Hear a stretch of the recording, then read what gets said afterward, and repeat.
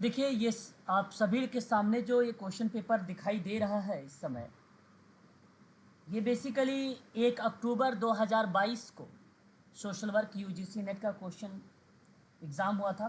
तो उस एग्ज़ाम का ये क्वेश्चन पेपर आपके सामने जो है इस समय प्रस्तुत है, और ये पार्ट 2 है। मैंने पार्ट 1 जो है आप सभी को व्हाट्सएप ग्रुप पर इसका लिंक प्रोवाइड करा दिया हूँ। तो पार्ट 2 पर आज हम लोग बातचीत करेंगे। और ये रहा आपका प्रश्न।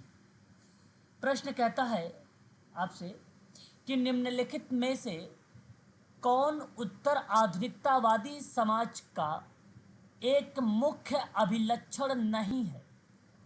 सवाल उत्तर आधुनिकतावाद समाज से पूछा गया क्वेश्चन है। प्लीज़ इस सवाल का 4 ऑप्शन भूमंडलीकरण, मीडिया, उपभोक्ता समाज और श्रम संघवाद है। जवाब एक बार मुझे बताइए, ऑप्शन कौन सा करेक्ट होगा।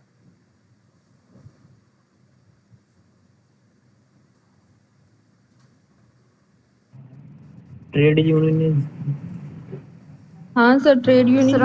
श्रम संघवाद सर। हाँ, ट्रेड यूनियन सर। अच्छा, यूनियनिज्म। को याद आ रहा है ये यूनिट नंबर 3 का पार्ट है।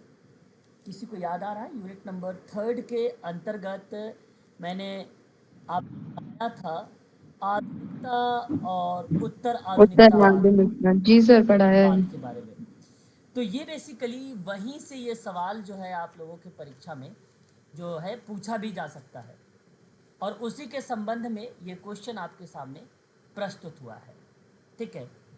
और उसके बाद अगर मैं आपसे बात करता हूँ, यहाँ जिन बच्चों ने जवाब ऑप्शन नंबर डी का चुनाव किया है ट्रेड यूनियन को लेकर, और वही ऑप्शन आपका करेक्ट माना जाएगा। ट्रेड यूनियन ही ऑप्शन आपका सत्य है। और रिलेट कराएगा इसके अंतर्गत अगर मैं आपसे बात करता हूँ तो श्रम संघवाद। सन 1960 की बात है। अगर मैं आपसे बात करूँ 1960 की, 1960 में एक नाम आप लोगों ने सुना होगा सभी लोगों ने, और वो नाम था लेस्ली। क्या नाम था? Leslie Fiedler. ठीक है। एवं इहाब इहाब हस्तान का नाम, ये दो नाम सन 1960 में उत्तर आधुनिकता शब्द का इन्होंने क्या किया था? उपयोग किया था। स्पष्ट हो रहा है? इसका व्यापक रूप से प्रयोग नृत्य, संगीत, समाज और संस्कृति से जुड़े विज्ञानों ने किया है। मतलब इसका व्यापक रूप से प्रयोग जो होता है वो नृत्य मतलब डांस, संगीत यानी म्यूजिक, और समाज यानी सोसाइटी, और कल्चर यानी संस्कृति, इससे जुड़े विज्ञानों से किया गया है। इस शब्द को भी आप ध्यान रखें। उत्तर आधुनिकता के दो अर्थ स्पष्ट किए गए हैं। प्रथम ये बताता है कि उपागम अथवा सिद्धांत के रूप में जहां विशेष दृष्टिकोण प्रस्तुत करता है, विशेष दृष्टिकोण होता है तो भी उत्तर आधुनिकता बनता है। दूसरा, वैकल्पिक समाज की व्यवस्था के रूप में प्रस्तुत किया है, यानी अल्टरनेट समाज सिस्टम को लेकर। तो इसी अवस्था के आदर्श प्रारूप अमूर्त निर्माण का प्रयास किया गया है। और उत्तर आधुनिकता पूंजीवादी देशों की जीवन पद्धति से जुड़ी हुई है। किससे जुड़ी हुई है? पूंजीवादी देशों की, बताइए, जीवन पद्धति से जुड़ी है कि नहीं जुड़ी? बताइए। पद्धति से जुड़ी है। स्पष्ट हो रहा है? एक बार क्लियर करिएगा आप सभी लोग प्लीज। Ji sir. तो यहाँ उत्तर आधुनिकता बेसिकली एक प्रकार से अगर मैं बात करूं तो सवाल कहा कि बताइए अभिलक्षण कौन सा नहीं है,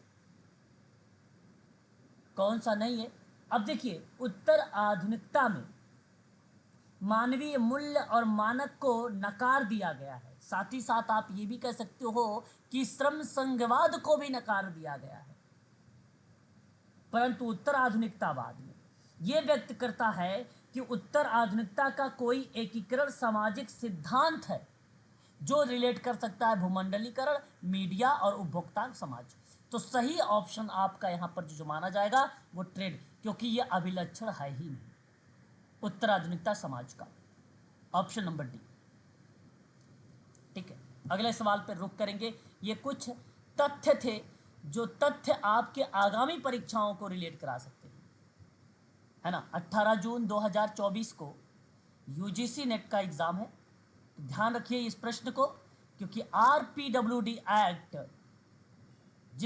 जो पीडब्ल्यूडी 1995 जिसके तहत 7 प्रकार की डिसेबिलिटी थी, इसी के स्थान पर आरपीडब्ल्यूडी आया हुआ है 2016 का, और कहा कि उपयुक्त सरकार को विकलांगों के लिए सभी सामान्य योजनाओं और कार्यक्रमों से संबंधित डैश करना है मूल्यांकन, समीक्षा, सामाजिक समीक्षा।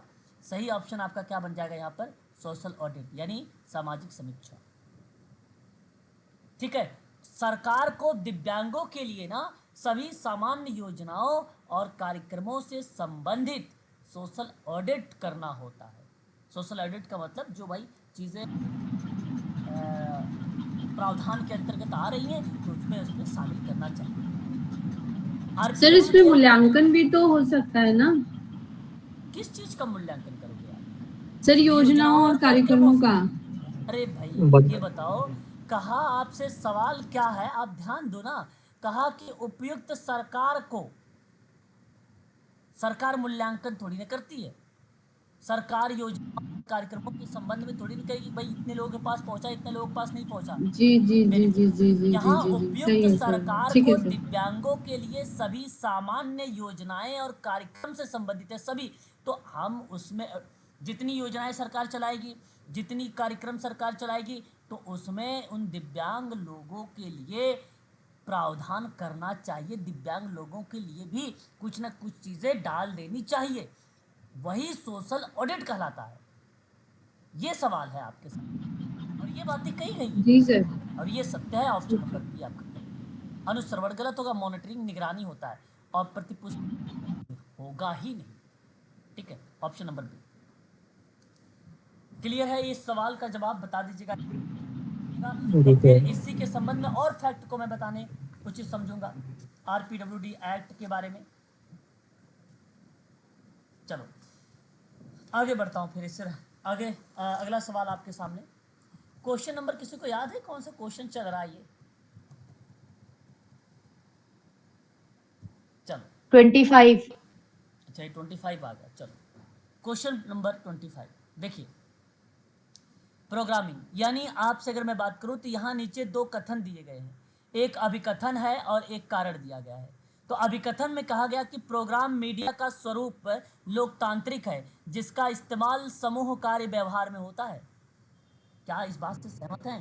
प्रोग्राम मीडिया का जो स्वरूप होता है वो डेमोक्रेटिक सही है सर। ये अगर ये डेमोक्रेटिक होगा तो जिसका उपयोग हम ग्रुप वर्क के बिहेवियर में यूज कर सकते हैं, क्या है। और ये बात सत्य है कि programme media used in the group work practice is democratic in nature, relate कर सकता है उसके व्यवहार को, उसकी बिहेवियर चीज़ों को, और ये बात सत्य है। पॉइंट नंबर आपका सेकंड, विद्यालयी व्यवस्था में समूह कार्यकर्ता अपने मनमाने तरीके से कार्य करते हैं। ये देखिए भाई सर गलत है, गलत हो गया। विद्यालयी व्यवस्था अगर इस तरीके से काम करेगी तो फिर तो चीज़ें गलत होंगी, इसलिए ये पॉइंट तो गलत लिखा ही लिखा है। तो इसलिए सत्य है और असत्य है, तो ऑप्शन नंबर आपका क्या जाना चाहिए यहाँ पर? थर्ड, ए सही है और आर सही नहीं है। ऑप्शन नंबर थर्ड करेक्ट होगा। अगला सवाल आपको सुमलित से दिया हुआ है, एक तरफ सूची 1 है तो दूसरी तरफ सूची 2 है। सूची 1 में कहा कि व्यक्ति के अध्ययन का सैद्धांतिक विचार को लेकर, यानी आपसे मैं ये कह दूं कि ये एक अप्रोच है, theoretical approach to study of behaviour है, जहां आपके सामने बिहेवियर शब्द को रिलेट कराया गया, आपके सामने कॉग्निटिव यानी ज्ञानात्मक को रिलेट कराया, आपके सामने साइकोडायनेमिक रिलेट कराया मनोगतिकी, और आपके ही सामने ह्यूमनिस्टिक की बात यानी मानवतावादी को लेकर। तो इसके संबंध में बताइए ट्रीटमेंट। पहला पढ़ता हूँ, व्यवहार के कारकों अंतर्दृष्टि विकसित करना होगा। व्यवहार की बात ध्यान रखिएगा, व्यवहार के कारकों के बारे में अगर आप अंतर्दृष्टि विकसित करना चाहते हैं तो वह पॉइंट कौन सा होना चाहिए? मनोगतिकी। और विकास के अनुकूलन परिस्थिति उपलब्ध कराकर आवश्यकता आपूर्ति को सुनिश्चित करना चाहिए। विकास के अनुकूल परिस्थिति उपलब्ध कराकर आवश्यकता के बारे में आपको यहाँ पे क्या करना चाहिए? आपूर्ति सुनिश्चित करना चाहिए। तो इस पॉइंट को रिलेट कराएगा मानवतावादी। और बौद्धिक तर्क से स्वतः उत्पन्न नकारात्मक विचारों का अपदस्थ करना। देखिए, बौद्धिक जब शब्द आया तो इसका मतलब था कि ये ज्ञानात्मक था, और ऐसे वातावरण को जो उत्पन्न करना है जहां पुनः प्रवर्तकों को व्यवहार के सहायता में आवश्यकता होती है, उस कंडीशन में व्यवहारवादी, उस कंडीशन में व्यवहारवादी। ध्यान देने वाली बात यह है कि जब भी एटमॉस्फेयर शब्द आ जाए, इन्वायरमेंट शब्द आ जाए, वातावरण आ जाए, पर्यावरण आ जाए, परिवेश आ जाए, व्यवहार को ही सोचिए। क्योंकि वातावरण से उत्पन्न करना पुनर्प्रवर्तकों को व्यवहार के सहायता में आवश्यकता होने में व्यवहारवादी, और व्यवहारवाद की जनक जे.बी. वॉटसन, परमार्जन के जनक बी.एफ. स्किनर, और ज्ञानात्मक के बारे में अगर आपने नाम सुना है, 3 स्तर, बौद्धिकता के 3 स्तर। फर्स्ट पेपर के अगर मैं बात कर रहा हूँ आप लोगों से, फर्स्ट पेपर के प्लीज बताइए। जी जी सर, क्या कह रहे हैं आप? यहाँ पे अगर मैं बात कर रहा हूँ, सॉरी, ईगो और सुपर ईगो। नो, तो सिगमंड फ्रायड है, ये सेकंड पेपर का है। बौद्धिक स्तर की बात मैं कर रहा हूँ, और उसके अंतर्गत मैंने आपसे बात किया है बौद्धिक स्तर को लेकर। पेपर फर्स्ट में नाम मुझे याद नहीं आ रहा है, बा से कुछ नाम आता है उसका, ब्लू क्या नाम उसका है, प्लीज़ एक बार याद कर दिलाइए, माइंड में है, याद नहीं आ रहा मेरे को। ब्लूमर नहीं, वो बासी ही हर्बर्ट ब्लूमर की बात नहीं मैं कर रहा हूँ। सिराज नाम याद आ रहा है? ब्लूम करके आता, ब्लूम की टैक्सोनॉमी। हाँ, ब्लूम के टैक्सोनॉमी यही देखो, ब्लूम की टैक्सोनॉमी ही नहीं आ रहा था मुझे। ब्लूम की टैक्सोनॉमी अगर आपने पेपर फर्स्ट में पढ़ा होगा तो आपको पता होगा कि ब्लूम्स टैक्सोनॉमी थ्योरीज याद आ रहा है किसी को? 1956 में बेसिकली वो थ्योरीज आई थी, 2001 में बेसिकली का पार्ट बना था वो। 2001 में एडल्सन में कर। हाँ, तो आपने क्या बताया था? एक वहाँ पर क्या क्या चीज़ें थी? वहाँ पे क्या क्या चीज़ें थी? कॉम्प्रिहेंशन शब्दों को रिलेट कराया था, आपको पता होना चाहिए, रिकॉग्नाइज में, है ना, जहाँ पे कॉम्प्रिहेंशन, एप्लीकेशंस, एनालिसिस और संश्लेषण, मूल्यांकन जैसे शब्द आपके सामने प्रस्तुत भी हुए जी सर। ज्ञान का स्तर जो था वो पहला स्तर था, है ना। तो वहां ज्ञानात्मक क्षेत्रों के कंपोनेंट में ब्लूम का जो वर्गीकरण था वो संज्ञानात्मक क्षेत्रों को जहां कौशल और सोच के विभिन्न चरणों को प्रतिनिधित्व करता था। तो इस क्रिया में ज्ञानात्मकता को रिलेट करते हुए आप कह सकते हो कि बौद्धिक तर्क जो चीज़ें हैं वो कहीं ना कहीं नकारात्मक विचारों को अपसद करती या अपदस्थ करती है, और ये बात आपकी सत्य है। आप जब पढ़ेंगे ना तो आपको अच्छे से वो चीज़ें समझ में, और पढ़ना चाहिए। मैं आपसे पहले भी बता दे रहा हूँ कि इसके बारे में आप सभी लोग ध्यान रखें। ब्लूम की टैक्सोनॉमी बहुत इंपॉर्टेंट है परीक्षा के दृष्टिकोण से, है ना, पेपर फर्स्ट के लिए आता ही वो, ठीक है। अभी क्लास समाप्त होने के बाद एक बार जरूर उसके बारे में आप सीन करिएगा। तो इसका सही ऑप्शन आप देखिएगा, पहले का 4 है, और पहले के 4 केवल ऑप्शन नंबर 1 में है, इसलिए ऑप्शन नंबर मैं क्या करूँगा, ए को ही चुनाव करूँगा, ठीक है भाई। आगे बढ़िए। नहीं हो क्या? मुझे नहीं लगता भाई बंदा आज क्लास में है। एक समुच्चय या समूह जिसे विश्लेषक समेकित सामाजिक इकाई मानता है और उसका ऐतिहासिक रूप से अध्ययन किया जाना चाहिए और इस विशिष्टता को कहा जाता है फोकस समूह। सकुल अध्ययन का मतलब हम कोहर्ट स्टडी कहते हैं। और उसके बाद आप लोगों ने, मैंने बताया, नृवंश विज्ञान कहो या परिघटना शास्त्र कहो या फिनोमिनोलॉजी कहो, इसका मतलब एक ही होता है, केस स्टडी। जवाब प्लीज बताइए त्रिपाठी सर, बताइए क्या यहाँ पे करेक्ट होना चाहिए? क्या केस स्टडी लगाना उचित रहेगा? क्योंकि इसने अध्ययन की बात किया है और खासकर समुच्चय या समूह में किए गए विश्लेषक समेकित सामाजिक इकाई मानता है, तो ऐतिहासिक रूप से अध्ययन किया जाना। विशिष्टता मतलब एक यूनिट पर, सर डी, केस अध्ययन, बिल्कुल एक यूनिट की केस बात कर स्टडी। लिया, एक यूनिट की बात कर लिया, विशिष्टता एक यूनिट। आपका यहाँ पर बन जाएगा डी ऑप्शन, यानी fourth option is the right answer. पहला यहाँ पर जो ऑप्शन बनेगा वो फोकस ग्रुप है। और फोकस ग्रुप बेसिकली किस में किया जाता है? आप सबको मालूम होगा, ग्रुप वर्क में किया जाता है। जी सर। सही मानेगा ही नहीं, इसलिए ये पार्ट आपका सही हो ही नहीं सकता। इसलिए आप सबको ये चीज़ें ध्यान में रखना होगा। एक आता है कोहर्ट स्टडी के बारे में सुना है आपने? कोहर्ट या स्टडी बहुत इम्पॉर्टेंट है, जो हम इसे अध्ययन या अध्ययन का एक विशेष रूप मानते हैं जो समय के साथ अंतराल पर एक क्रॉस सेक्शन को प्रदर्शित करता है। और ऐसी कंडीशन पे कोहर्ट एक प्रकार का सैंपल लेता है और इस कंडीशन में कोहर्ट जो अध्ययन है उसकी चीज़ को जिक्र करता है। तो मैं आपको इसका एक बार मीनिंग बता देता हूँ। संकुल अध्ययन को, शोध अध्ययन को ऐसे व्यक्तियों के समूह में एक विशेष परिणाम मतलब जैसे फेफड़े का कैंसर विशेष परिणाम हो गया, उसकी तुलना करता है, जो कई मायनों में एक जैसे होते हैं लेकिन एक निश्चित विशेषता से वो भिन्न होता है।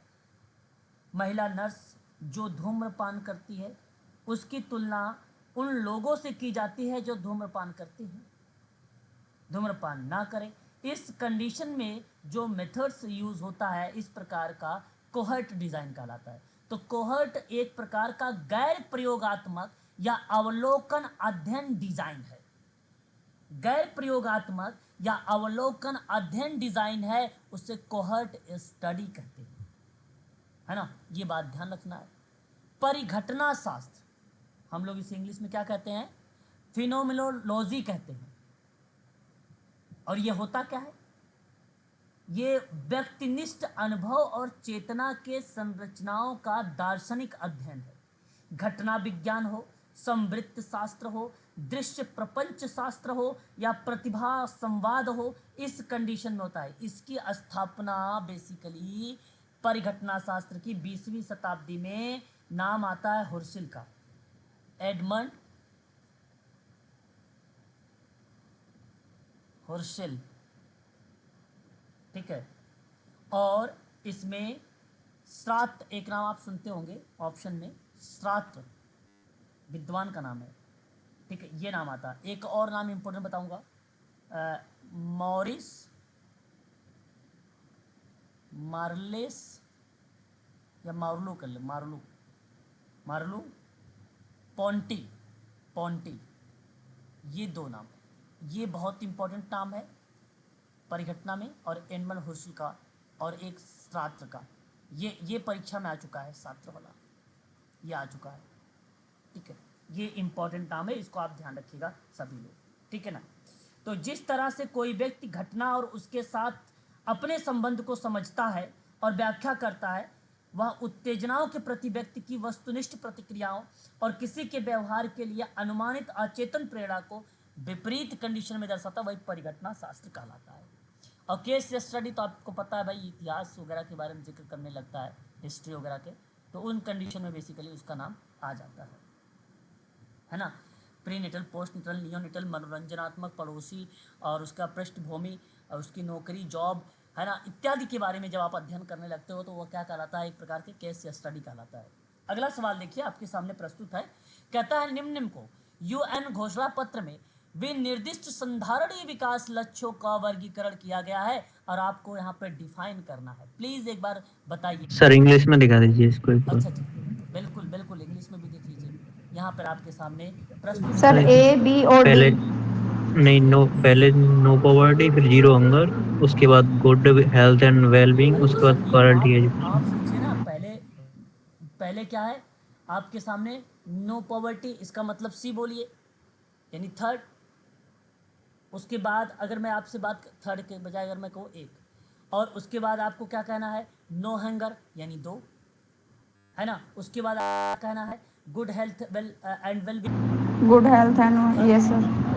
उसके बाद आपको और बोलना है फिर क्वालिटी क्वालिटी एजुकेशन। एजुकेशन। इसका मतलब आपका क्या बन जाएगा, ये फोर्थ है कि नहीं।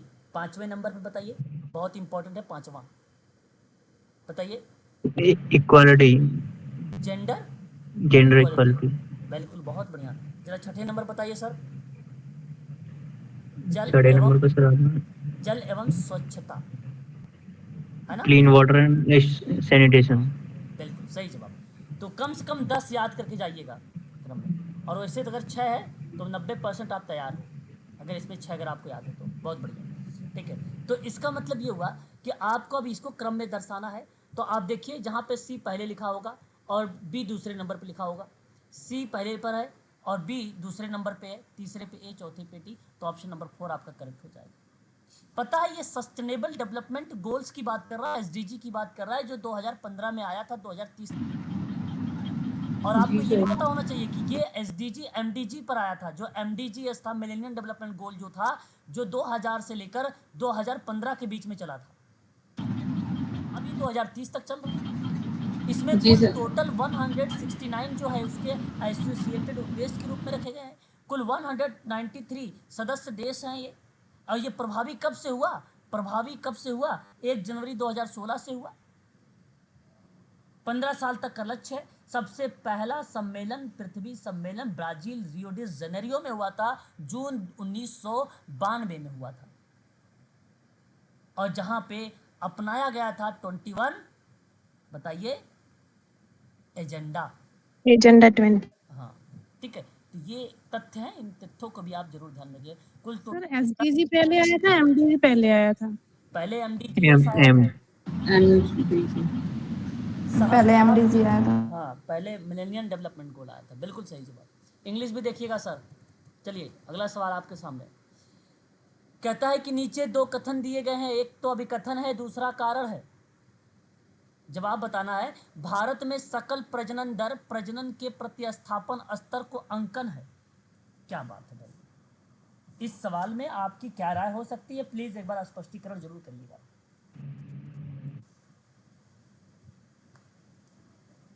सही है सर ये। चलो अगर आपने इसको सत्य माना है तो मैं भी आपको बता दूं कि यह स्टेटमेंट आपका सत्य भी है, इसमें कोई दो राय नहीं। कारण यह है कि प्रतिस्थापन स्तर की प्रजनन क्षमता कुल प्रजनन दर है। सुनिएगा बात को, मैंने क्या बोला, मैंने कहा प्रतिस्थापन स्तर, क्योंकि यहाँ पे लिखा हुआ है प्रतिस्थापन स्तर, अंकन है ना उसका, यहाँ पे लिखा हुआ है। तो प्रतिस्थापन स्तर की प्रजनन क्षमता का कुल प्रजनन दर है। प्रति महिला जन्म लेने वाले शिशुओं की औसत संख्या, जिस पर एक जनसंख्या बिना प्रवास के एक पीढ़ी से दूसरी पीढ़ी में प्रतिस्थापित हो जाती है। तो भारत सहित अधिकांश देशों में यह दर लगभग 2.1 शिशु प्रति महिला है। प्रति, आवाज क्लियर है ना, बताइए प्लीज एक बार स्पष्टीकरण। जी सर। सर अभी ठीक है। ओके, तो इसका कहने का मतलब यही हुआ कि भारत में कुल प्रजनन दर का प्रतिस्थापन स्तर का अंकन है, दैट इज राइट। और फिर पूछता है कितना है, तब क्या जवाब होगा, 2.1 है, 2.1 है। 2.1। तो जिस पर एक जनसंख्या बिना प्रवास के एक पीढ़ी से दूसरी पीढ़ी में प्रतिस्थापित हो जाती है। तो भारत सहित अधिकांश देशों में यह लगभग जो दर है 2.1 है। हालांकि यह मृत्यु दर के साथ मामूली रूप से भिन्न हो सकती है। तो प्रतिस्थापन स्तर की प्रजनन क्षमता मात्र मृत्यु दर और शिशु मृत्यु दर पर निर्भर होती है, और यह इस तरह से है कि अविकसित देशों में यह अधिक है। तथ्य बता रहा हूं, प्रश्न एग्जाम में अगर 18 जून का बनेगा तो इन्हीं में बनेगा पॉइंट, ठीक है, इस बात को आप ध्यान रखिएगा। दूसरा कहता है कि देश में जनसंख्या वृद्धि दर स्थिर हो रही है। कितने लोग, ये अप्लाइड है, आपके तर्क पर डिपेंड है। सर नहीं। गलत है न्यूज सर, नहीं हो रही है। मतलब नहीं सर हो रही, ये नहीं बताना, ये आपको बताना यस या नो में जवाब देना। यहाँ पे यस का मतलब मैं सत्य समझूंगा, नो का मतलब असत्य समझूंगा। गलत है। तो गलत। चलिए, और भी कोई बच्चा बताएगा इस पे सर अपनी धीरे धीरे हो रही है, क्योंकि जो ग्राफ था ना वो कौन सी थ्योरी थी उसके अकॉर्डिंग स्टेज 4 में वो इक्वल हो गया, लो हो चुकी है इसकी जो बर्थ रेट और डेथ रेट दोनों की। यहाँ आपने सर जो बताया है जवाब अच्छा है, बहुत बढ़िया। देश में जनसंख्या वृद्धि दर स्थिर हो रही है। भाई आप देखो, कार्यक्रम चलाए गए, इतनी सारी चीज़ें, योजनाएं, इतनी चीज़ें चलाई जा रही हैं, धीरे धीरे हो रहा है। जो लोग जागरूक हैं, जो लोग उस पर आप देखो, जनसंख्या वृद्धि में अपनी जनसंख्या वृद्धि दर को स्थिर करने में अपनी भूमिका नहीं निभा रहे हैं, अधिकांश तरीके से निभा रहे हैं। मैं आपसे कहूँगा कि ये पॉइंट सत्य है, असत्य नहीं है। आप ये ना सोचें कि जनसंख्या वृद्धि दर की स्थिर का मतलब है एक प्रकार से धीरे धीरे झुकाव, एक तरफ से आप ये कहिए कि उस पर रुकावट की बात हो रही है ना। जनसंख्या, भले आप ये कह सकते हो कि इस समय भारत जो है चाइना को क्या कर चुका है, पीछे छोड़ चुका है, जी सर। है ना, पीछे छोड़ चुका है। तो आपको बता दूं, महिला सशक्तिकरण की प्रक्रिया में नवीन आंकड़े प्रजनन क्षमता, परिवार नियोजन, विवाह की आयु और महिला सशक्तिकरण से संबंधित कई संकेतों पर महत्वपूर्ण प्रगति दर्शाई गई है, जैसा कि आप लोगों ने देखा भी होगा। यहाँ तक कि आपको बता दें, गर्भ निरोधक वर्ष 2012 से और 2020 के बीच भारत के आधुनिक गर्भ निरोधकों के उपयोग के लिए लगभग 1.5 करोड़ से अधिक अतिरिक्त उपभोगकर्ताओं भी शामिल हो चुके हैं उसमें, वो चीज़ों की प्रक्रिया में। यहाँ तक कि अगर मैं बात करूँ कि एक नई रिवर्सलबल एक स्पेसिंग बच्चों के बीच के अंतर को बोला जाता है स्पेसिंग शब्द, विधियों की शुरुआत, नसबंदी के परिणाम स्वरूप मजदूरी मुआवजा प्रणाली, छोटे परिवार के मानदंडों को बढ़ावा मिल रहा है। कार्यवाहियों ने पिछले कुछ वर्षों में बेहतर प्रदर्शन भी किया है। तो आप ये बात क्यों नहीं कह सकते हो कि देश में जनसंख्या वृद्धि की जो दर है वो स्थिर हो रही है कि नहीं? तो मैं आप लोगों से यहाँ पर सही बताऊंगा जवाब, दोनों पॉइंट आपके करेक्ट हैं। अब बात आती है ऑप्शन की। अच्छा, व्याख्या वाला भी है, जरा स्पष्टीकरण करेंगे क्या यहाँ पर व्याख्या हो रही है? अगर यहाँ पर जनसंख्या अगर स्थिर हो रही है तो इसका मतलब यहाँ पे रीज़न क्या दर्शा रहा है? अब देखिए, पढ़िए थोड़ा सा क्योंकि लगा के। आवाज़ क्लियर है? जी सर। जी सर। जी सर। भारत में सकल प्रजनन दर प्रजनन के प्रतिस्थापन स्तर का अंकन है, क्योंकि लगाइए इसमें, क्योंकि देश में जनसंख्या वृद्धि दर स्थिर हो रही है, और ये रीज़न है। और ये 110% बता दो, सर्वेक्षण के अंतर्गत भारत के राज्य और राष्ट्रीय स्तर की जानकारी प्रदान करने में प्रजनन, शिशु एवं बाल मृत्यु दर, परिवार नियोजन का अभ्यास, मातृ एवं शिशु स्वास्थ्य, प्रजनन स्वास्थ्य, पोषण इत्यादि के बारे में, यहाँ तक कि स्वास्थ्य और परिवार नियोजन सेवाओं को उपयोग की गुणवत्ता के रूप में भी यहाँ पर जनसंख्या वृद्धि दर की स्थिरता में अपनी एक अहम भूमिका है। तो साथ ही साथ आप कह सकते हो कि इसकी व्याख्या भी है। तो प्रतिस्थापन का स्तर का अंकन है क्योंकि देश में जनसंख्या वृद्धि दर स्थिर हो रही है। सही स्टेटमेंट बैठ भी रहा है और सही इसकी व्याख्या है, इसलिए मैं आपसे कहूँगा both A are correct and R is the of A. सही जवाब बेसिकली ए आर दोनों सही है, आर जो है ए की सही व्याख्या करता है, तो पहला ऑप्शन सही है। यहाँ पर पहले को सही कर दीजिए, ठीक है। अगला सवाल आपके सामने, सवाल कहता है कि घरेलू हिंसा से, क्या कह रहा है सवाल? कह रहा है कि घरेलू हिंसा से महिलाओं का, ठीक है, संरक्षण अधिनियम एक है जो 2005 का है। ध्यान रखिएगा, ये सवाल बेसिकली आपसे कभी कभी पूछ लेगा कि बताइए सम्मिलित करने के लिए, और बहुत फेमस सवाल है भाई, पक्का बता रहा हूँ 18 जून का आएगा ये। तो 2005 तो सबको पता होना चाहिए, ठीक है, ये बात ध्यान रखना। इसके तहत निम्न में से कौन सा मौखिक और भावनात्मक जो है दुर्व्यवहार माना जाएगा? 2005 के तहत बताना है आपको मौखिक, और ये देखो मैं क्लास भी ले चुका हूँ यूनिट नंबर 10 के अंतर्गत, इसके बारे में डीप में पढ़ाया है। तो आपके सामने 4 ऑप्शन। पहला कहा कि भाई चरित्र एवं व्यवहार को छींटाकशी करना, बिल्कुल आप मौखिक, अब आप बताओ किसी को टोन कस रहे हो यस सर होगा।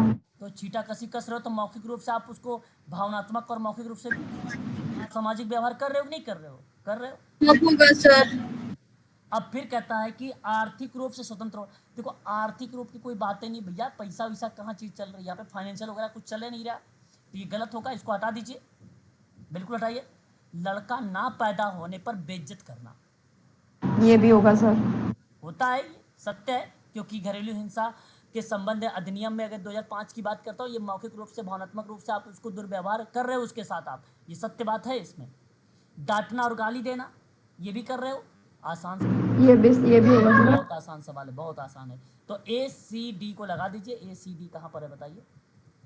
ए सी डी ऑप्शन नंबर 3 में है, ऑप्शन नंबर 3 सही है। आगे बढ़िए, अगला सवाल, सम्मिलित करना है आपको। अब देखिए कल की क्लास में मैं आपको कराऊंगा ये अभिकल्प, फिलहाल हम यहाँ पर भी देखेंगे क्या चीज़ें हैं अभिकल्प पे। देखो अगर आपको रिसर्च का प्रकार पता होगा तब भी इस सवाल को कर लोगे, जरूरी ये नहीं कि केवल अभिकल्प ही पढ़ें तभी ये सवाल आ जाएगा। अगर आपके पास अगर टाइप पढ़ा होगा तब भी आ जाएगा, फिलहाल हम टाइप के बारे में कल पढ़ेंगे। तो एक अभिकल्प है सर इंग्लिश दिखा दीजिए please. Okay okay okay okay, हाँ जो हिंदी समझ में ना आया देख सकते हो, तो इसको हम लोग क्या बोल सकते हैं? एक्सप्लोरेटरी बोल सकते हैं, एक्सपेंडिंग हो गया। एक्सप्लोरेटरी डिज़ाइन बोल सकते हैं।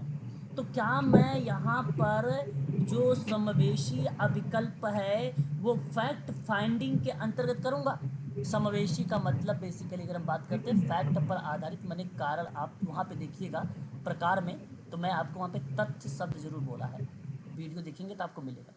तथ्य प्राप्त के लिए होता है ये, तथ्य जी सर। होता है ये, और ये मैंने बोला है, मुझे याद है आज भी। तो यहाँ पर आप ए को 3 से मैच करिए, और फिर उसके बाद डिस्क्रिप्टिव डिज़ाइन है।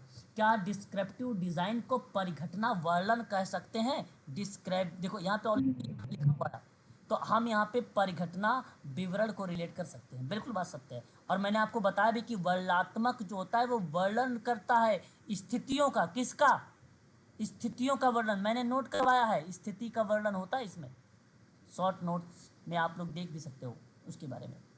और फिर उसके बाद आपके प्रयोगात्मक अभिकल्प, सर ए। प्रयोगात्मक में आपको मैंने ये भी बताया है कार्य कारण के संबंधों को लेकर, तो आप जी सर। और अनुदैर्य अभिकल्प की बात अगर मैं करता हूँ तो ये बेसिकली लॉन्गिट्यूडिनल डिज़ाइन होता है। और बचा एक ही ऑप्शन जहाँ मैं रिलेट कर सकता हूँ कोहर्ट को लेकर, अभी मैंने कोहर्ट के बारे में पढ़ाया था, और कोहर्ट ही बेसिकली क्या कहलाता है? संगणक कहलाता है, संगणक अध्ययन कहलाता है, और ये आपका करेक्ट हो जाएगा अनुदैर्य। तो ऑप्शन आप मिला सकते हो कि पहले का 3 गया है और दूसरे का 4 गया है। देखिए यार, पहले का 3 दूसरे का 4 ऑप्शन नंबर 3 में दिया गया है। क्या ये तीसरा ऑप्शन सही जा रहा है कि नहीं जा रहा है? जी सर। Yes sir. अगला क्वेश्चन आपके सामने सवाल कहता है कि निम्नलिखित में से, देखिए मैं आपको एक एनपीसी जल्द ही करवाने वाला हूँ, कल की क्लास में समाप्त करने वाला, तो इसका मतलब है कल हो सकता है एनपीसी आपकी हो जाए। तो एनपीसी के अंतर्गत एक चीज ध्यान रखिए, कौन सा चर है जो माध्य, माध्यिका और मानक विचलन और सहसंबंध जैसे संपादकीय अभिकल्प के लिए उत्तरदायी? एक बार, अच्छा इंग्लिश भी ऊपर ही होगा, यहाँ पर देख लीजिए इंग्लिश, ठीक है।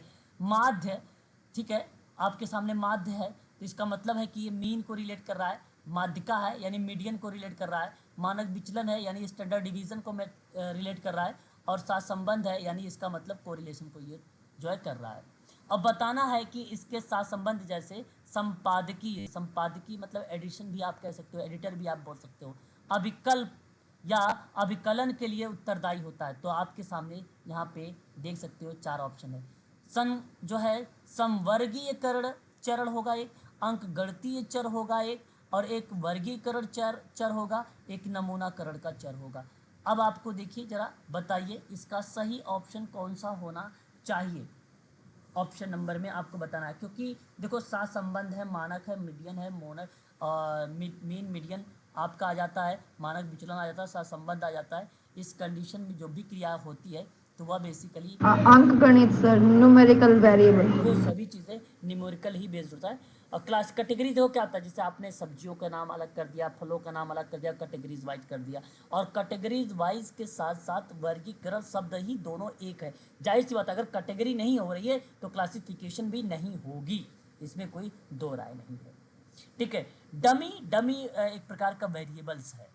डमी, डमी मतलब एक डुप्लीकेट जैसी प्रक्रिया को रिप्रेजेंट करता है। इस थोड़ी कि मान मीडियन जो है माध्य मीडियन और मानक विचलन को हम कहीं एक दूसरे शब्दों में रिलेट कर दें, तो ये बिल्कुल नहीं होगा। और सिंपल बात है, यहाँ पे सही जवाब ऑप्शन नंबर आपका सेकंड ही करेक्ट होगा। ठीक है। अगला सवाल, क्वेश्चन नेक्स्ट हमारे सामने है और ये प्रक्षेपण विधि है।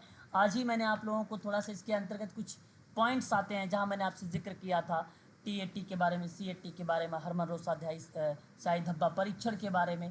ठीक उसी प्रकार से इसमें प्रश्न बनाया कि निम्नलिखित में से प्रेक्षण विधि के क्षेत्र में कार्य प्रक्रिया के दौरान शोधकर्ता की पहचान अज्ञात बनी है। तो बताइए जरा वो कौन सी चीज़ें हैं जो बेसिकली अज्ञात बनी हुई है। इंग्लिश भी आपके सामने ऊपर नॉन पार्टिसिपेंट ऑब्जर्वेशन होगा sir. Non participant observation sir. आप पहले ऑप्शन की तरफ जा रहे हो, क्यों भाई गलत जवाब जा रहा है। प्लीज़ एक बार फिर से प्रश्न को पढ़ के जवाब दीजिए, मैं आपको बताता हूँ। प्रश्न को फिर से पढ़िए, ऑप्शन गलत है सर सी। चलिए, इसका मतलब मुझे ये बात स्पष्ट हो गया है कि आप लोगों को किसी भी प्रक्षेपण के टाइप के बारे में पता नहीं है। तो मैं आपको एक एक करके सेकंड ऑप्शन सर। सुनिए। पहली सेकंड बात, सर। पहली बात सुन लीजिए एक बार, आप ध्यान से म्यूट हो गए। गैर सहभागी प्रेक्षण, जैसे आप लोगों में से आप लोगों ने ही बताया कि नॉन पार्टिसिपेंट ऑब्जर्वेशंस होता है। ये बात सत्य है कि इस प्रतिभागी अवलोकन में, गैर प्रतिभागी अवलोकन में सक्रिय रूप से भाग लिए बिना प्रतिभागियों का अवलोकन कर लिया जाता है। मतलब यहाँ एक्टिव बिना हुए आप क्या कर लेते हैं कि अवलोकन का भूमिका निभा देते हैं। बिना प्रतिभागियों का अवलोकन मतलब सक्रिय रूप के से भाग लिए बिना आप प्रतिभागियों का अवलोकन कर लेते हैं। इसी पद्धति का उपयोग देखी जा रही है गतिविधियों से अलग रहते हुए भी। तो इसके संबंध में समुदाय या सामाजिक व्यवस्था में प्रवेश करके किसी घटना को समझने के लिए किया जाता है।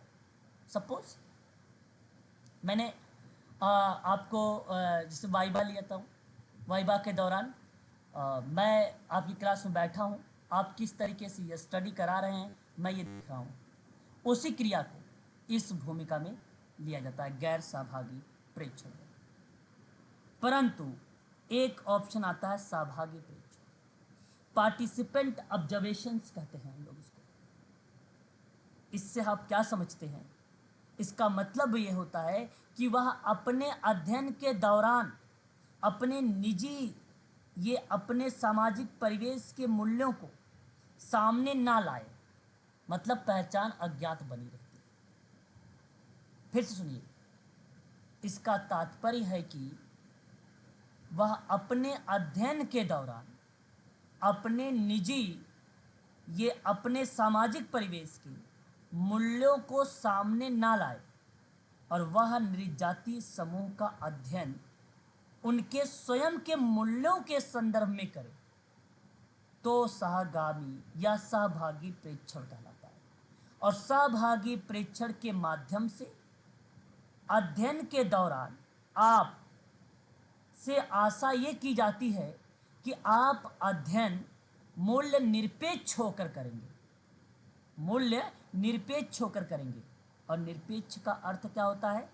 अपेक्षा ना रखने वाला, अनादर, अवहेलना, अवज्ञा, है ना, इस शब्द को रिलेट करता है। तो उस प्रक्रिया में यह ऑप्शन आपका सही है, शोधकर्ता की पहचान अज्ञात बनी है, ऑप्शन नंबर बी है। अब आता है पॉइंट, अगर हम बात करते हैं तो वो पॉइंट आपको रिलेट क्या कराती है, प्लीज़ एक बार स्पष्टीकरण करिए। पार्टिसिपेंट ऑब्जर्वर, हम उसे क्या बोलते हैं? आवाज क्लियर है? एक बार बीच में बताइए। जी सर। प्रेक्षक सहभागी बोलते हैं इसको।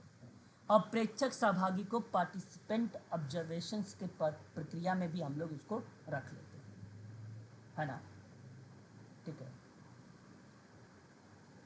सर ऑप्शन 4 के बारे में थोड़ा सा बता दीजिएगा। हाँ, बताएंगे अभी सारे ऑप्शन के बारे में। तो जो प्रेक्षक सहभागी है एक प्रकार के ऑब्जर्वर पार्टिसिपेंट है, जो उस ऑब्जर्वर पार्टिसिपेंट के अंतर्गत प्रक्रिया जो रिप्रेजेंट होती है, यहाँ भूमिकाएं मुख्य रूप से किसकी बन जाती है? एक प्रेक्षक की बन जाती है, एक प्रेक्षक की बन जाती है। कहने का मतलब क्या है, सुनिएगा अच्छे से। व्यवसायी विद्वानों द्वारा जनरली या आम तौर पर ये गुणात्मक अनुसंधान और नृवंश विज्ञान में उपयोग की जाने वाली एक प्रकार का डेटा संग्रहण विधि है। डेटा कलेक्शन की विधि ये भी है। अभी अभी आप लोगों ने देखा था डेटा कलेक्शन में प्रत्यक्ष अवलोकन, अनुसूची, साक्षात्कार, प्रेक्षक जैसे शब्दों को मैंने अभी आपको 7 to 8 वाली क्लास में बताया। वही बात, ये डेटा संग्रहण की विधि है। और इसका उद्देश्य जानते हैं क्या है? धार्मिक, व्यावसायिक, युवा समूह और किसी विशेष समुदाय के व्यक्तियों के समूह और उसके सांस्कृतिक वातावरण में लोगों के साथ गहन भागीदारी के माध्यम से उनकी प्रथाओं के साथ घनिष्ठ परिचय प्राप्त करना होता है। तो जाहिर सी बात है, अज्ञात हो ही नहीं सकता, ज्ञात होगा वो। और यहां पर ये पॉइंट आपका प्रेक्षक सहभागी बन जाता है। अब देखिए सर, सेकंड वाले का एक एग्जांपल बताएं तो, जो ये आपने सेकंड वाला बताया था ना, पार्टिसिपेंट ऑब्जर्वेशन। अभी एक एक करके पहले सुन तो लीजिए, औरों के बारे में एक बार उसको बता चुका हूं, तो एक बार अभी बताऊंगा फिर दोबारा से उसको। ठीक है। अब देखिए अगला पॉइंट, यहाँ पे एक शब्द आता है सहगामी प्रेक्षक ऑब्जर्वर। यहाँ पर बेसिकली क्या हुआ, भूमिका क्या बनी है, देखिए समझिएगा बात को। एक आपका प्रेक्षक सहभागी होता है, एक सहभागी प्रेक्षक, यानी आपके साथ जो स्टडी कर रहा है, जो सहभागी है, जो सहपाठी समझते हो? कितने लोग सहपाठी जानते हो? ये साथ में पढ़ने वाले। जो साथ में पढ़ने वाले, तो आप लोग सहपाठी हुए। तो आप ही लोगों में से अगर मैं कह दिया आपका कि भाई आप जाइए, आपका यह स्टडी किया जाए, अध्ययन किया जाए, तो इस क्रिया में जब इस क्रिया में जब वाइवा वगैरह होता है ना, आपको बता दूं, कभी कभी क्या होता है कि उसी ग्रुप से एक बच्चे को ले लिया जाता है और उसे बना दिया जाता है प्रेक्षक। आप वाइवा करा रहे होते हैं, आप अध्ययन करा रहे होते हैं, तो पूरा डेटा कलेक्ट करता है। तो यहाँ ना वो सहभागी प्रेक्षक होता है। यहाँ शब्दों का फेर है, दोनों बात एक मत समझिएगा, दोनों अलग अलग है, केवल शब्दों का। एक प्रेक्षक सहभागी होता है जो मैनेजमेंट की प्रक्रिया में आ जाएगा, सहभागी प्रेक्षक होता है जो आपके पीयर ग्रुप वाले आ जाते हैं। ठीक है, जो पीयर ग्रुप वाले आ जाते हैं। अब बात रहती है दूसरा पॉइंट, फिर से एक बार सुन लीजिए, पार्टिसिपेंट ऑब्जर्वेशन की बात। ये होता है बेसिकली प्रेक्षण, ऑब्जर्वर नहीं है ये, ऑब्जर्वेशंस है ये। ठीक है, क्या है ये? ऑब्जर्वेशंस है ये, बात को समझिएगा। अब ये है क्या ऑब्जर्वेशंस? तो मैं आपको बता दूं, डेटा कलेक्शन की विधि तो है ही है ये, इसमें कोई दो राय नहीं। डेटा कलेक्शन की विधि तो है ही है ये। और ये पहली बार आपने एक नाम सुना है, लिडमैन का नाम, लिडमैन का नाम। सन 1924 में लिडमैन ने ये शब्द को दिया था। कब दिया था? 1924 में इस शब्द को दिया था इसने। ठीक है, भारतीयों को जानने का पहला तरीका, अगर मैं आपसे बात करूं, भाषा सीख कर कि हम उनके साथी बन जाए। मतलब जाहिर सी बात है, आप जो है मेरी, जिस तरीके से मेरी लैंग्वेज है या मेरी भाषा आपने सीख लिया और सीख कर आपने उसके साथ अपनी भूमिका निभा रहे हैं, तो उस कंडीशन में क्या कहलाता है? एक प्रकार से ये सह प्रतिभागी अवलोकन कहलाता है। और 20वीं शताब्दी में जो है लिडमैन के बाद वाली प्रक्रिया में आपको बता दूं, फ्रैंक हैमिल्टन का नाम बड़े पैमाने पर उपयोग किया गया इसी सहभागी प्रेक्षण का। उसके बाद मेलिनोवस्की ने 1929 में शब्द के बारे में जिक्र किया। 1929 में 1929 में नाम आता है कि इवास पिचर्ड का नाम 1940 में, मार्गरेट मीड का नाम 1928 में। इन लोगों ने क्या किया, गैर पश्चिमी समाजों का अध्ययन कर लिया था, तो इसलिए ये क्रिया बन जाती है। हालांकि 1924 की बात आती है तो सबसे पहली बार अवधारणा लिडमैन, किसका नाम आ जाता है, लिडमैन का नाम आ जाता है। अब ये सहगामी या सहभागी प्रेक्षक होता क्या है, या निरीक्षक या प्रेक्षण, तो वह अपने अध्ययन के दौरान अपने निजी या अपने सामाजिक परिवेश के मूल्यों को सामने ना लाए, जहाँ पर उसकी वैल्यूज है, जिसके जहाँ आपको पता ही नहीं हो कि ये कोई कर रहा है, हमारा अज्ञात है, ज्ञात है ही। सर मतलब वो जजमेंटल ना हो, विदाउट एनी भेदभाव के वो सबको निष्पक्ष रूप से जज करे, मतलब उस कंडीशन में, ठीक है उस सर। कंडीशन में चीजें बन जाती हैं। अगला सवाल काफी लंबा टाइम ले लिया हम लोगों ने इस सवाल पे भाई। जी सर। सामाजिक समूह कार्य में कौन कौन से विशेष उद्देश्य प्राप्त किए जाते हैं? देखिए बड़ा आसान, समूह कार्य में उद्देश्य बताना, बता सकते हो? सचेत देखो, व्यक्तियों का सामाजिक सामंजस्य, ABC समूह के सामाजिक ABC संचेतना की बात करोगे, व्यक्तित्व विकास तो अंतिम, मैंने अभी आपको हाल ही में बताया था ना, समाजीकरण का अंतिम उत्पाद क्या है बताइए? समाजीकरण का पर्सनैलिटी विकास। जब समाजीकरण का अंतिम उत्पाद पर्सनालिटी है, तो सामाजिक समूह कार्य में विशेष उद्देश्य प्राप्त करने में भी पर्सनालिटी डेवलपमेंट पर काम करोगे, इसलिए ये बात होगी सत्य सी वाली भी। अंतर समूह प्रतियोगिता होता है, इंटर ग्रुप कंपटीशन, ये ग्रुप वर्क का पार्ट नहीं है। अंतर हो गया, ये जाहिर सी बात है इंडिविजुअल आ जाएगा, केस पर आ जाएगा। तो ABC को लगा दीजिए, देखिए कौन से ऑप्शन में है ABC, फोर्थ ऑप्शन है, फोर्थ ऑप्शन सही है। अगला सवाल देखिए, एक क्वेश्चन आपके सामने, और ये सवाल है एक प्रकार से ट्रेड यूनियन को लेकर। सवाल जो दिया गया है वो ट्रेड यूनियन के आधार पर है। मेरा क्वेश्चन आपसे ये है कि श्रम संघवाद के दो मुख्य तरीके बताइए, वो कौन कौन से हैं? तो प्लीज एक बार स्पष्टीकरण आप लोग मुझे करके बताइए। सर एक तो कलेक्टिव बार्गेनिंग होगा, आपने कह दिया एक कलेक्टिव, मैं भी इसको सही कर देता हूँ। दूसरा, और सर लीगल ये कानूनी विधेयक, एनैक्टमेंट, लीगल, कलेक्टिव बार्गेनिंग के साथ साथ आपने लीगल एक्ट को भी शामिल किया है ना? इनएक्टमेंट भी आपका यहाँ पे करेक्ट हो जाएगा। सामाजिक सहायता, अच्छा, इसकी हिंदी सामाजिक सहायता कानूनी अधिनियम है, दो ही तो है, सामाजिक सहायता थोड़ी ना होगा। कानूनी अधिनियम, दो ही पूछा है ना? जी सर, बताइए, C और D होगा। हाँ, और दो ही आपके हैं, इसका मतलब है कि नहीं? दो ही, जी सर, उसमें दो ही हैं। हाँ दो ही है। तो मैं आपसे ये बात कह सकता हूँ कि श्रम संघवाद के दो मेथड हैं, एक कलेक्टिव बार्गेनिंग जिसको आपने बताया, और दूसरा आपने बताया मुझे कि इस कानूनी अधिनियम या आपने लॉ एक्ट को शामिल कर लिया, और बात सत्य है, ये बात सत्य है। देखिए मैं आपको बता दूं कि ट्रेड यूनियन में रणनीति निर्माण, रणनीतिक विकल्प की प्रक्रियाओं को उजागर करना होता है, और इसके बेसिकली अगर मैं बात करूं तो ट्रेड यूनियन का एक ट्रांसमिशन बेल्ट मॉडल भी है, और जिसके अंतर्गत ट्रेड यूनियनवाद को वैकल्पिक मॉडल के साथ साथ अगर मैं बात करता हूं, एकजुटता का प्रोटोटाइप और परिवर्तन के संदर्भ में ट्रेड यूनियन का संगठनात्मक रणनीति की जांच, आर्थिक सुधार की दिशा में ट्रेड यूनियन की राजनीतिक पसंद का सवाल, तो ये कंडीशन बेसिकली रिलेट होता है इसके अंतर्गत।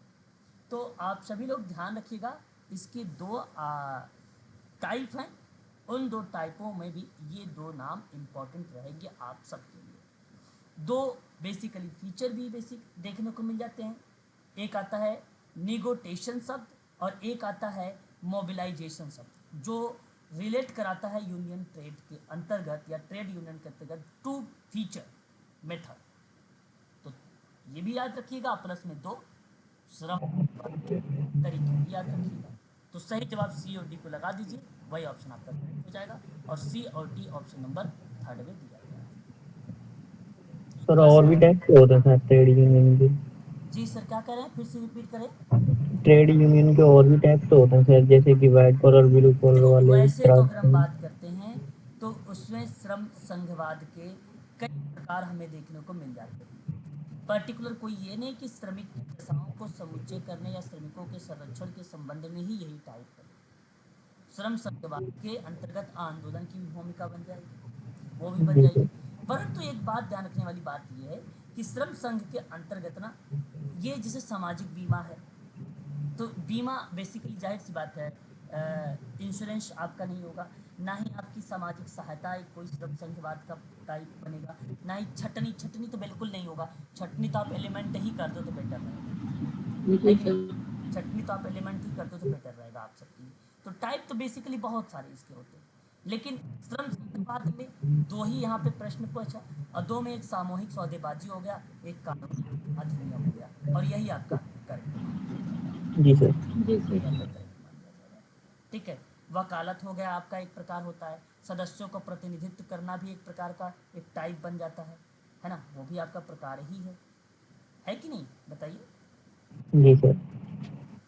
बिल्कुल सही बात। ठीक है, स्ट्रक्चर ऑफ यूनियन में आगे बढ़ते हैं। चलिए अगला सवाल देखिए। निम्न में प्रतिभागी अनुसंधान के मूल सिद्धांत बताइए कौन कौन से हैं। मूल सिद्धांत आसान सवाल है। प्रतिभागी शोध के 3 प्रकार होते हैं। प्रतिभागी शोध के 3 ही होते हैं, ये बात तो सत्य है। 3 सिद्धांत होते हैं, ये बात सत्य है 110%। छांटिए कौन कौन से 3 हैं। प्रतिभागी शोध, यहाँ पे क्या लिखा है, प्रतिभागी शोध के मूल सिद्धांत कौन कौन से हैं। सर ए और बी और डी। ABD होगा। ABD होगा, ओके सही। यहाँ आपने जो जवाब दिया है मुझे ए और बी और डी का नाम, और ये आपका करेक्ट जवाब हो जाएगा। ठीक है, ये आपका करेक्ट जवाब होगा। देखिए यहाँ अगर मैं बात करता हूँ एक प्रकार से जो हमारे सामने दृष्टिकोण, एक उत्क्रमण शब्द रिलेट कराया गया है। ये एक उत्क्रमण का एक सिद्धांत है जो प्रतिभागी अनुसंधान का सिद्धांत कहलाता है। मनोविज्ञान के क्षेत्र में ना ये व्यक्तित्व, प्रेरणा और भावना का एक संरचनात्मक घटनात्मक सिद्धांत है जो बेसिकली अनुभव के गतिशील गुणों पर ध्यान केंद्रित करता है, इसलिए ये आपका माना जाएगा। पहला पॉइंट आपका सत्य है। फिर से सुनिए, व्यक्तित्व, प्रेरणा और भावना का संरचनात्मक घटनात्मक सिद्धांत है जो अनुभव के गतिशील गुणों का ध्यान पर केंद्रित होता है ताकि यह वर्णन किया जा सके कि एक व्यक्ति नियमित रूप से मनोवैज्ञानिक अवस्थाओं के बीच किस तरीके से उलटफेर कर सकता है। इस क्रिया में इसका नाम बेसिकली देखने को मिल जाता है। लेकिन आपके सामने एक पॉइंट आता है आदर्श अज्ञानता। आदर्श अज्ञानता, और हम इसे भलीभांति तरीके से जानते हैं हम सभी लोग, जो ऑप्टिमल, एक प्रकार से आप कह लीजिए कि यहाँ पे अगर हम बात करते हैं दूसरे पॉइंट में, सर एक बार इसकी इंग्लिश में दिखा दीजिएगा। हाँ ये अगर मैं बात करता हूँ आपसे ना, एक मिनट,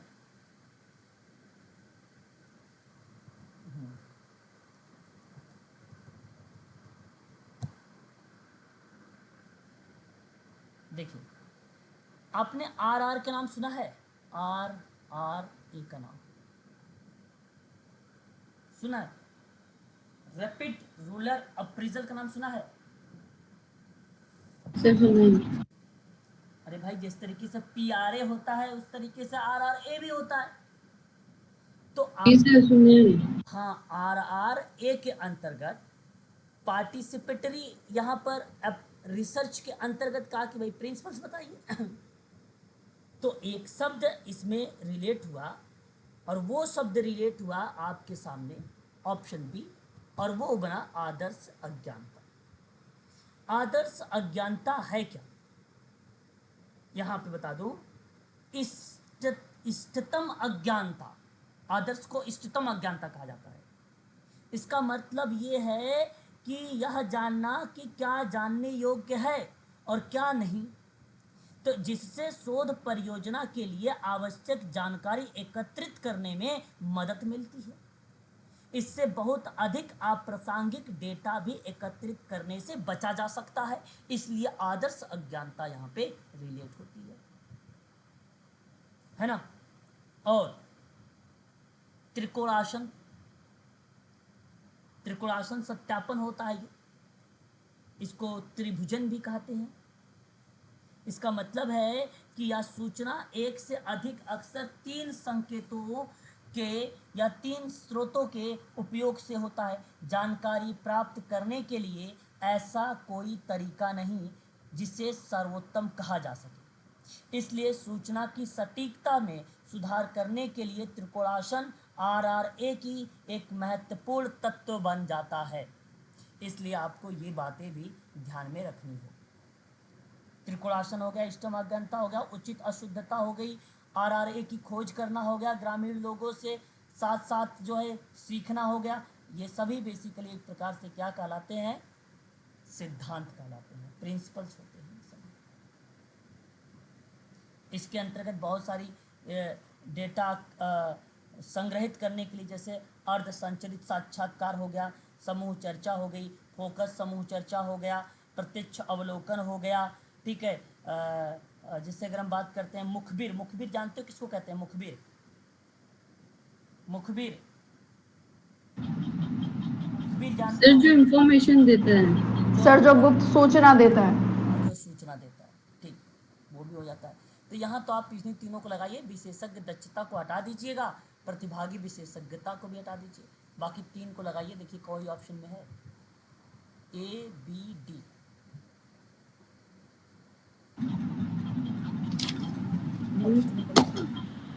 चलिए आज के लिए बस करिए ना, कल इसके आगे करें, ठीक है। जी सर, जी सर, थैंक यू।